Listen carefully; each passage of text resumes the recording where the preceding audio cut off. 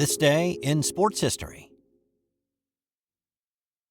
It's March 2nd, and on this day in 1974, it was one of the greatest comebacks in college basketball history. This game featured the fourth-ranked North Carolina Tar Heels against an unranked Duke Blue Devil team. It was more than a bit of a surprise that with 17 seconds to play in the game, Duke was up 8 points on the Heels' home court. Bobby Jones made a couple of free throws to cut the deficit to 6. The Tar Heels then stole the inbound pass, and John Kuster's layup made it a 4-point game. On the next inbound play, the Blue Devils could not get it in again, and it bounced off a Duke player, and the Tar Heels had the ball again. Bobby Jones hit a quick layup to cut the lead to 2. Duke was finally able to get the ball into Pete Kramer, who was fouled immediately, but he missed the front end of the 1-and-1. North Carolina rebounded the miss and called timeout. Here's the former voice of the Tar Heels, Woody Durham, with a call of what happened next. Shaq will make the long front court pass. Gets it to Walter Davis. 2-1. Walter takes the shot.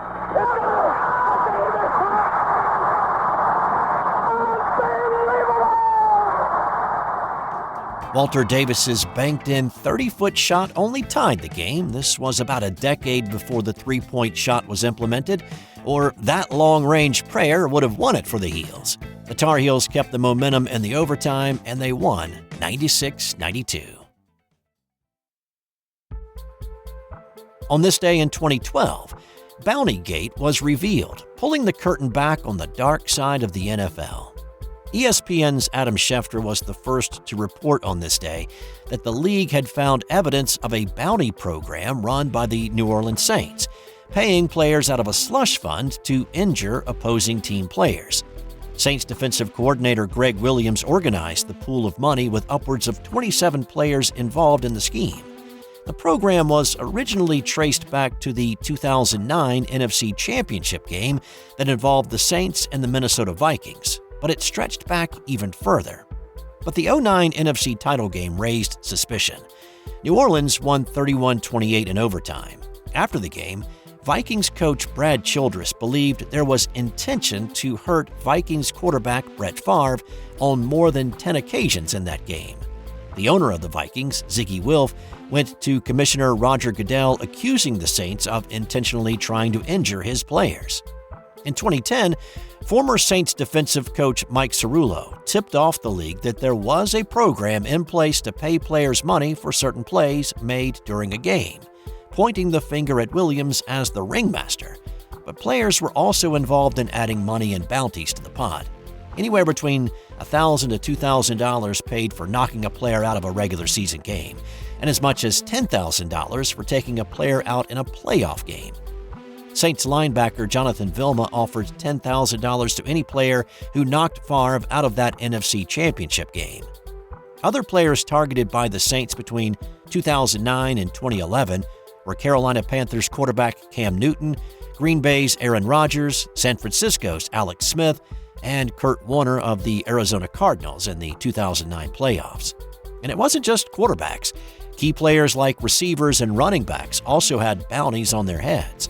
49ers quarterback Alex Smith, tight end Vernon Davis, wideout Michael Crabtree, and specifically running back Frank Gore were mentioned by name in audio released in 2012 by a documentary filmmaker. Everything in the world to make sure we kill Frank Gore's head. We want him running sideways. We want his head sideways. Saints head coach Sean Payton knew about the program and attempted to cover it up during the NFL's investigation into the allegations. General manager Mickey Loomis also had knowledge of it and even disregarded owner Tom Benson's directive to shut it down. Even Reggie Bush's agent Michael Ornstein was familiar with the program and actually contributed money to the pool. There were allegations that Williams didn't start the program in New Orleans, but that he brought it with him from his time with Washington and the New York Giants in the early to mid-2000s. Williams said the bounty program had been in the NFL for decades, that it wasn't just a new thing that he came up with. Goodell suspended Williams indefinitely in 2012, but he was reinstated in 2013 and hired by Tennessee. He's since spent time with the Rams the Browns, and the Jets, and is currently coaching in Washington with the UFL's DC Defenders. Payton was suspended for the entire 2012 season. GM Mickey Loomis was suspended for the first 8 games of 2012, defensive assistant Joe Vitt for the first 6 games. The organization was fined $500,000 and forfeited their second-round draft picks in the 2012 and 2013 drafts. The players, linebackers Jonathan Vilma and Scott Fujita, along with defensive ends Anthony Hargrove and Will Smith, were suspended from between 3 and 16 games, with Vilma's penalty the heftiest. Prior to the start of the season, the suspensions were overturned but were then reinstated in October, only to be overturned again in December. So, what to draw from this scandal? Well, was it like Williams said, and that programs like this existed all around the league for decades? 2 of the supposed targets, Favre and Kurt Warner, thought so, and they weren't really shocked or even upset by the findings. And also, if there was a bounty gate system in place to injure players and the players themselves believed it to be there, would the statistics prove more injuries were caused by Saints players in 09, 10, and 11? And yet, it doesn't show that. In 09, less than 1 opposing player was injured during a game with the Saints when the league average was right at 2 per game. In 2010 and 11, they were statistically average in the NFL when the numbers were crunched. So, while maybe not as injurious as initially thought, it was still shocking to learn about this shadowy side of professional football on this date in 2012.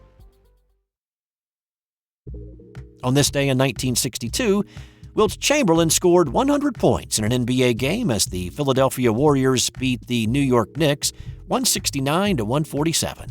Wilt had 41 at halftime, which was not that unusual for him that season since he typically scored in the mid-30s through the first 2 quarters.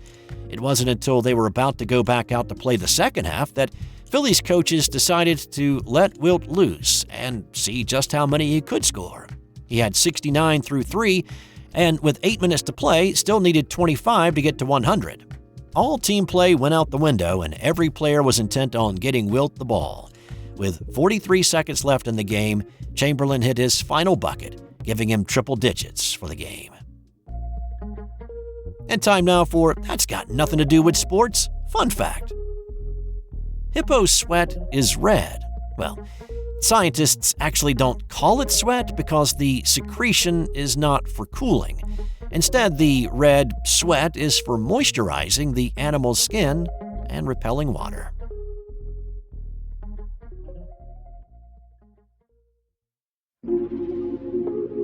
This has been an original Thrive Suite production.